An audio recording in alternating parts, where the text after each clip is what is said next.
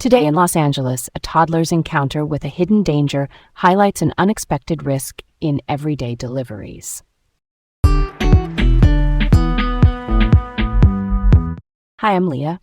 And I'm Garrett. Welcome to Laid Back Local, the news of the day with Leah and Garrett in Los Angeles. Let's open the book on this. First up, rattlesnake bite. Under Amazon package sends toddler to hospital. In Santa Clarita, a city just north of LA, a 3-year-old girl named Addie was bitten by a Southern Pacific rattlesnake after picking up an Amazon package in July. She received antivenom at the hospital and is expected to survive. Experts say this year's unseasonably warm weather pushed snakes out earlier than usual, making encounters more likely. Yeah, that's a curveball. A totally normal moment at your front door then, a snake under a box. Quick context here. Rattlesnake season in California usually runs April through October, and the state reports around 290 to 390 bites a year on average. Antivenom neutralizes venom. It's produced by injecting small, controlled amounts of snake venom into animals like horses or sheep, so their bodies create antibodies, the proteins that block the toxins. That's so wild, and it kind of makes me ask, why? Why does warm weather mean more bites this year? Experts say when it heats up earlier, snakes become active sooner. They move around more to hunt and find shade. More movement means more chances they cross paths with us. Everyday routines like grabbing a package can suddenly be risky if a snake is tucked into a cool, shaded spot underneath. If you're in a brushy yard or near open space, just give the package area a quick look first. Keep kids and pets a step back, and if you do see a snake, create distance and call for help. Not gonna lie, hearing that Addie is expected to recover is the relief in this story. All right, let's roll on. Next up, tragic shooting in South LA leaves mother dead and baby's future uncertain. In the Vermont Vista neighborhood of South LA, 20-year-old Maria Barrios Ventura was killed by a bullet that came through her window while she slept in July. Police haven't identified suspects at this point. Her family launched a GoFundMe to cover funeral costs and support her 1-year-old child. This one really resonates with me. It's heartbreaking. A young mother, at home, asleep. We don't know yet whether this was targeted or a stray round, investigators haven't said. But it highlights, in a very real way, that gun violence isn't abstract. It's families, neighbors, and kids who have to live with the aftermath. Yeah, that hits different. Vermont Vista, for anyone newer to the city, is a residential pocket in South LA, people just trying to live their lives. The uncertainty for the baby now is the part that, lands the hardest. If you have any information, reach out to local detectives. The family set up a GoFundMe to help.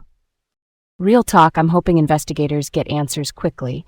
And for folks listening in that area tonight, take care of yourselves. Check in on neighbors who might be shaken up. Okay, let's move on. Homeless nonprofit faces scrutiny over about $1.7 million in payments to CEO-owned companies. The group is called A Step to Freedom. It's a Los Angeles County nonprofit that rapidly expanded with taxpayer funding in recent years. Records show about $1.7 million went to companies owned by its chief executive, Kenya Kroom. Those companies include R&K MGMT Firm Inc. and ASF Solutions LLC. County health officials flagged conflicts of interest and ordered repayment of about $82,800. The nonprofit is under audit, and Kroom says her companies provided meals at lower costs. Let's dig into this. A conflict of interest is when someone in charge stands to benefit personally from a decision they control. Even if the service is decent, it raises trust questions. The numbers show fast growth.